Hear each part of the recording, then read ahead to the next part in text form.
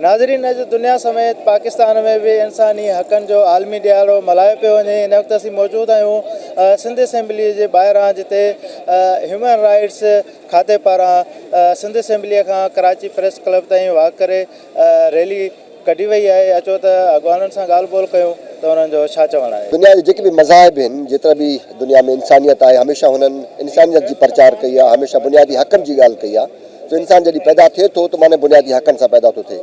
ऐं तव्हां इहो ॾिसो त चाहे उहो पाकिस्तान हुजे, चाहे पाकिस्तान ॿिया ममालिक हुजे, हमेशह जेके भी इंसानी हक़ूक़नि जे हवाले सां तमामु अॻिते वधियल आहिनि। सो असां वटि बि अल्हम्दुलिल्लाह पाकिस्तान में सिंध हुकूमत में असां वटि बाक़ाइदा हिकिड़ी ह्यूमन राइट्स डिपार्टमेंट आहे, ह्यूमन राइट्स कमीशन आहे, ह्यूमन राइट्स जी मिनिस्ट्री आहे, जेके हिन जे मथां तमामु घणो कमु करे थी पई। ऐं माण्हुनि खे इहो मैसेज, जीअं मिसाल तव्हांजो चैनल आहे, इहो माण्हुनि ते मैसेज वञे जेकॾहिं उते किथे बि उन्हनि जो कंहिं बुनियादी हक़ जी जेकॾहिं का उहो थी थिए, ग़लति इस्तेमालु थो थिए, त उहो पंहिंजी आवाज़ बुलंद करे सघनि था। छो जो ॻाल्हाइण जी आज़ादी बि हिकु तमामु ज़रूरी आहे। त असांजे मुल्क में इंशाअल्लाह ॻाल्हाइण जी आज़ादी बि उन तरीक़े सां थींदी इंशाअल्लाह अज़ीज़। ऐं जेके बि असां हिते मौजूदु आहियूं, चाहे असांजी ह्यूमन राइट्स डिपार्टमेंट जा या मिनिस्टर साहब मौजूदु आहिनि, या असां जेके हेड ऑफ डिपार्टमेंट मौजूदु आहिनि हिते, जेके बि ह्यूमन राइट्स एक्टिविस्ट आहिनि, उहा असां इहो हिकिड़ो मेक श्योर कयूं था पिया त इंशाअल्लाह जेको असां ह्यूमन राइट्स जे हवाले सां पंहिंजो भरपूर किरदारु अदा कंदासीं। साईं, अॼु पूरी दुनिया में इंसानी हक़नि जो ॾींहुं मल्हायो पियो वञे ऐं उन तहत असां पंहिंजे चेयरमैन बिलावल भुट्टो ज़रदारी साहिब जे विजन मुताबिक़ ह्यूमन राइट्स डिपार्टमेंट तरफ़ां वाक कयूं पिया जी, ताकी इंसानी हक़नि जी अहमियत खे उजागर करे सघिजे ऐं उनजे प्रोटेक्शन ऐं प्रमोशन खे यकीनी बनाइण लाइ समाज में इंतिज़ामिया में हिकिड़ो आगाही पैदा करण लाइ असीं करियूं पिया। चेयरमैन बिलावल भुट्टो उनजो विजन आहे, उनजो चेयरपर्सन बि चेयरमैन बि आहे हिन जो ह्यूमन राइट्स जो।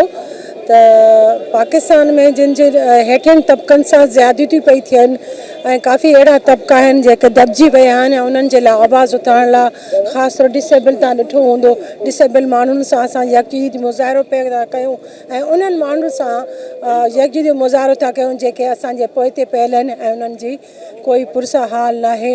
ऐं उन्हनि खे असांखे अॻिते आणण लाइ, उन्हनि जो आवाज़ बुलंद करण लाइ असां हीअ रैली कई।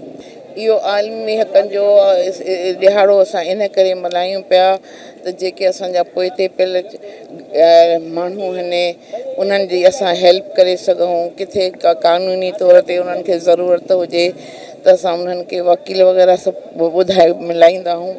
जेके ग़रीब आहिनि उन्हनि जी कोशिशि कंदा आहियूं त उन्हनि खे किथे सेटल कयूं। इहे सभु शयूं आहिनि। पढ़ाईअ जे लाइ आहे त पढ़नि, हर कंहिंजा ॿार पढ़नि, ख़ुशहाल थियनि, पाकिस्तान ख़ुशहाल थिए, असांजो सिंध ख़ुशहाल थिए। इहे सभु शयूं आहिनि इन में इन जे लाइ कंदा आहियूं। लेडीज़ जा हुक़ूक़ आहिनि जेके उन्हनि ते ज़बरदस्ती थियूं थियनि पियूं घरनि में या ॿाहिरि, उन जे बारे में ख़ासि तौर सां जेको अॼुकल्ह नियाणियुनि सां, छोकिरियुनि सां थो थिए, खणी वञनि था, रेप करनि था, उन्हनि खे पिटी करे था छॾनि, मारे था छॾनि। ये सब शयूं ख़त्म थियण खपनि। हम लोग यहाँ पे वॉक कर रहे हैं और पूरी दुनिया को सिंध के अवाम की तरफ से ये मैसेज देना चाह रहे हैं कि पाकिस्तान के अंदर जो भी ह्यूमन राइट्स की वायलेशन होती है उसके ख़िलाफ़ हमेशा यहाँ पे सिंध गवर्नमेंट और पाकिस्तान पीपल्स पार्टी के चेयरमैन बिलावल भुट्टो ज़रदारी साहब ने हमेशा इनिशिएटिव लिया।